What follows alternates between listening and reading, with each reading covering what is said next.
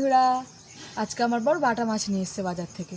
তো ভাবলাম কী দিয়ে রান্না করি, কিন্তু হঠাৎ করে মনে পড়লো আমাদের কাছে তো বেগুন আছে, তাহলে বেগুন দিয়েই হয়ে যাক বাটা মাছের ঝোল। কিন্তু কাটা বেগুন, গাছে খুব কাটা, ওই জন্য নিয়ে এসেছি হিসু, কাটতে হবে। তোমাদের দেখাই বন্ধুরা, দেখো কত বেগুন হয়েছে।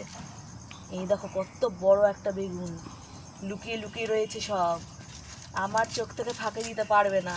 এই যে ওই যে একটা ঝুলছে, এটা কেটে তোমাদের দেখাই। একটা তুলে ফেলেছি, আর একটা কাটি। এই একটা,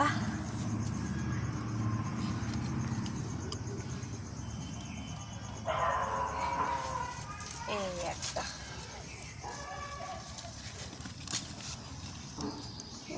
বাবা কি কাটা, হাতে ফুটে গেল। চলো বন্ধুরা, টাটা।